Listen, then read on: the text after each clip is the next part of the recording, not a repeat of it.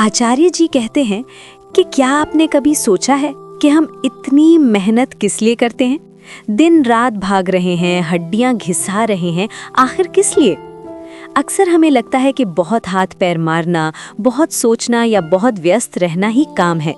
पर सच तो ये है कि सोचना और कार्य यानी एक्शन में कोई अंतर नहीं होता। सोचना भी अपने आप में एक काम है, लेकिन सिर्फ हिलने डुलने को गति या काम नहीं माना जा सकता। अगर आप बहुत हिले डुले, बहुत छटपटाए और अंत में वहीं आ गए जहां से शुरू किया था, तो यकीन मानिए कोई काम नहीं हुआ, आपने जीरो काम किया। आपने स्कूल में विज्ञान पढ़ा होगा। फिजिक्स में वर्क यानी काम की परिभाषा क्या है?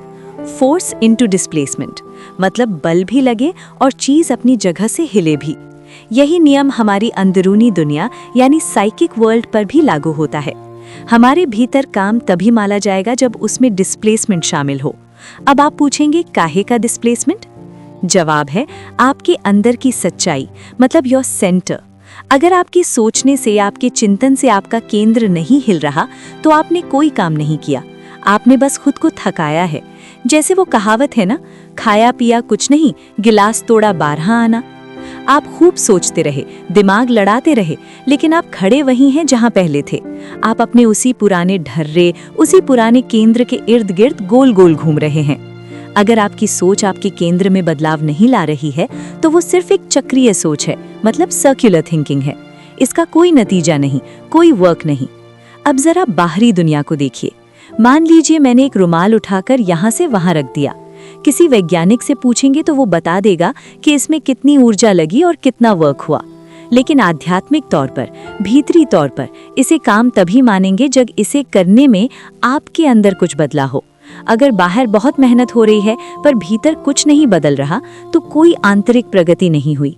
आपने देखा होगा बहुत से लोग जिंदगी भर जी तोड़ मेहनत करते हैं। काम करते करते उनके चेहरे ढल जाते हैं, हड्डियां चूरा हो जाती हैं। उनके चेहरे को देखकर लगता है कि इस आदमी ने बहुत संघर्ष किया है, लेकिन उनकी भीतरी दुनिया वो एकदम खाली और खोखली होती है। क्यों? क्योंकि वो सारी मेहनत उन्होंने खुद को बदलने के लिए नहीं की थी। वो सारी मेहनत उन्होंने अपने भीतर के डरे हुए केंद्र को बचाने के लिए की थी। हम डरते हैं, हमें डर लगता है कि कहीं हमसे कुछ छिन ना जाए। इसी डर को छुपाने के लिए हम बाहर खूब पैसा कमाते हैं, खूब भाग दौड़ करते हैं। हम बाहरी तौर पर इतने मेहनती इसलिए हैं क्योंकि हम अंदरूनी तौर पर बहुत असुरक्षित और डरे हुए इंसान हैं। कॉलेज के दिनों को याद कीजिए। कुछ छात्र रात रात भर जाग कर पढ़ते थे, उनकी आंखें फटी रहती थीं। आपको क्या लगता है उन्हें अपनी पढ़ाई से प्रेम था? क्या वो उस विषय में कोई बड़ा आविष्कार करना चाहते थे? जी नहीं, वो सिर्फ डरे हुए थे। अगर उन्हें कोई आकर बता दे कि भाई प्रोफेसर बहुत दयालु है, कल तुम्हें बिना पढ़े 80% नंबर मिल जाएंगे, तो वो किताब तुरंत बंद करेंगे और सो जाएंगे। उनकी वो सारी मेहनत डर से पैदा हुई थी। आज दुनिया बहुत मेहनत कर रही है, लेकिन सही कारण से नहीं। हम आगे बढ़ने और बेहतर इंसान बनने के लिए मेहनत नहीं कर रहे, बल्कि बस डर की वजह से खुद को बचाने के लिए भाग रहे हैं। और जब मेहनत डर से होती है तो उससे खुशी नहीं मिलती, उल्टा हम थक जाते हैं और अंदर से कमजोर हो जाते हैं। ये दो अलग अलग तरह की मेहनत है। आप खुद को बचाने के लिए कितनी भी मेहनत कर लो, कब तक बचाओगे? बकरे की अम्मा कब तक खैर मनाएगी?